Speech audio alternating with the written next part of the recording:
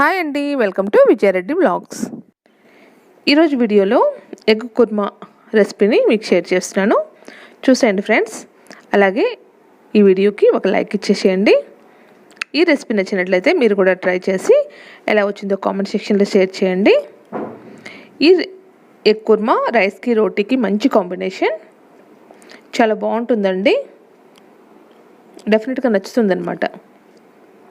ఓకేనా ఫ్రెండ్స్, మీరు కనుక నా ఛానల్ని ఫస్ట్ టైం విజిట్ చేస్తున్నట్లయితే నా ఛానల్ని సబ్స్క్రైబ్ చేసుకోండి. అలాగే పక్కనే గంట సింబల్ని కూడా ప్రెస్ చేయండి. నా కొత్త వీడియోల నోటిఫికేషన్ మీకు వస్తుంది. ఓకే ఫ్రెండ్స్, ఇక రెసిపీలోకి వెళ్ళిపోదాము. మరి వచ్చేసేయండి. కడాయి తీసుకొని అందులో 3 టేబుల్ స్పూన్స్ ఆయిల్ యాడ్ చేసుకున్నాను.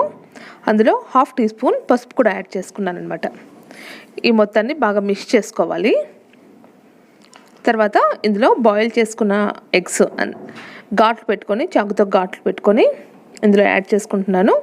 ఈ ఘాట్లు పెట్టుకోవడం వల్ల ఏంటంటే మనం కర్రీ చేసినప్పుడు మసాలా మొత్తం ఎగ్స్కి బాగా పడుతుంది.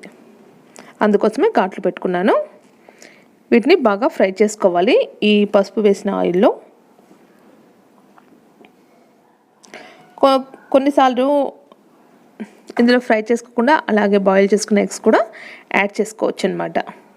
ఇలా ఫ్రై చేసుకోవడం వల్ల ఏంటంటే టేస్ట్ ఇంకొంచెం ఇంక్రీజ్ అవుతుంది. అందుకోసమే ఎగ్స్ ఫ్రై అయిపోయాయి, వీటిని పక్కన తీసి పెట్టుకుంటున్నాను. ఈ మిగిలిన ఆయిల్లోనే మిగతా కర్రీ కూడా ప్రిపేర్ చేసుకుందాం. ఈ మిగిలిన ఆయిల్లో 1/2 టీ స్పూన్ ఆవాలు, 1/2 టీ స్పూన్ జీలకర్ర వేసుకొని చిటపట్లాడేంత వరకు ఉంచుకోవాలన్నమాట. ఇవి పోపు పెట్టుకోవడం. ఇవి చిటపట్లాడిన తర్వాత ఇందులో కట్ చేసుకున్న పచ్చిమిర్చి, ఉల్లిపాయలు అలాగే కరివేపాకును యాడ్ చేసుకోవాలి. వీటిని బాగా ఫ్రై చేసుకోవాలి. లైట్ గోల్డెన్ కలర్ వచ్చేంత వరకు ఫ్రై చేసుకోవాలి. ఆల్రెడీ పసుపు వేసాను కదా, ఇంక కర్రీకి పసుపు వేయనక్కర్లేదు. కావాలంటే వేసుకోవచ్చు, నేనైతే వేయట్లేదు. ఇవి ఫ్రై అయిన తర్వాత ఇందులో 1 టీ స్పూన్ అల్లం వెల్లుల్లి పేస్ట్ కూడా యాడ్ చేసుకుంటున్నాను. ఇది పచ్చివాసన పోయేంత వరకు మంచిగా ఫ్రై చేసుకోవాలి. ఒకవేళ అల్లం వెల్లుల్లి పేస్ట్ ఇష్టం లేని వాళ్ళు అవాయిడ్ చేయొచ్చు. కానీ అల్లం వెల్లుల్లి పేస్ట్ వల్ల కర్రీకి మంచి ఫ్లేవర్ అండ్ టేస్ట్ కూడా వస్తుందన్నమాట.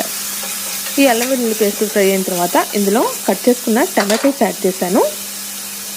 ఇందులోనే కారం, మనకు స్పైసీకి తగ్గట్టు కారం అలాగే టేస్ట్కి సరిపడా సాల్ట్ కూడా యాడ్ చేసుకొని బాగా మిక్స్ చేసుకోవాలి. ఈ మొత్తాన్ని బాగా మూత పెట్టేసి కుక్ చేసుకోవాలండి, ఈ టమాటోస్ బాగా మెత్తపడేంత వరకు. చూడండి, ఆల్మోస్ట్ మెత్తపడిపోయాయి. ఇంకొంచెంసేపు ఇలా కలుపుతూ ఫ్రై చేసుకుందాం. తర్వాత ఇందులో మనకు గ్రేవీకి సరిపడా వాటర్ యాడ్ చేసుకోవాలి. నేను ఇక్కడ ఒక చిన్న గ్లాస్ వాటర్ యాడ్ చేశానండి. ఆ మొత్తాన్ని మూత పెట్టేసి బాగా బాయిల్ చేసుకోవాలి. చూడండి, చిక్కబడింది కదా, ఈ విధంగా బాయిల్ చేసుకోవాలి. ఇప్పుడే ఉప్పు సరిపోకపోతే ఉప్పు చూసుకొని యాడ్ చేసుకోండి. తర్వాత మనము బాయిల్ చేసుకున్న ఎగ్స్ ఫ్రై చేసి పెట్టుకున్నాం కదా, ఆ ఎగ్స్ను యాడ్ చేసుకుంటున్నాను. ఈ మొత్తాన్ని బాగా మిక్స్ చేసుకొని 2 మినిట్స్ అలాగే ఉండనివ్వాలి. ఎందుకంటే మనం కట్ చేసి ఘాట్లు పెట్టాం కదా ఎగ్స్కి, ఆ మసాలా మొత్తం ఇందులో బాగా పడుతుందన్నమాట. తర్వాత ఇందులో ఎగ్ కుర్మా మసాలా అని దొరుకుతుందండి బయట. ఆ మసాలాని 1 టేబుల్ స్పూన్ యాడ్ చేసుకుంటున్నాను. ఈ మసాలా చాలా అంటే చాలా బాగుంటుందండి. ఒకసారి ట్రై చేయండి మీరు కూడా. నేను కూడా ఇంతకుముందు చేశానన్నమాట, అందుకే బాగా నచ్చింది. మీకు షేర్ చేద్దామనిపించింది, అందుకే షేర్ చేస్తున్నాను. ఇది 1 టేబుల్ స్పూన్ వరకు యాడ్ చేసుకోవాలి. ఈ మొత్తాన్ని బాగా మిక్స్ చేసుకొని మూత పెట్టేసి ఒక 3 to 4 మినిట్స్ బాగా మగ్గనివ్వాలన్నమాట. మొత్తం మసాలా ఎగ్స్కి బాగా పడుతుంది, టేస్ట్ కూడా చాలా బాగుంటుంది, ఎక్కడ సప్పదనం అనిపించదు అనమాట. కారం అంటే మనకు మీరు తినే కారాన్ని బట్టి యాడ్ చేసుకోండి. ఇప్పుడు మూత పెట్టి మగ్గనిద్దాం.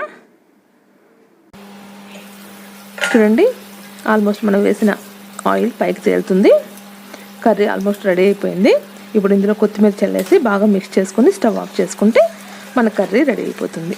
బాగా చిక్కబడింది చూడండి. Yummy tasty egg kurma ready అయిపోయింది. ఇప్పుడు సర్వ్ చేసుకుందాం.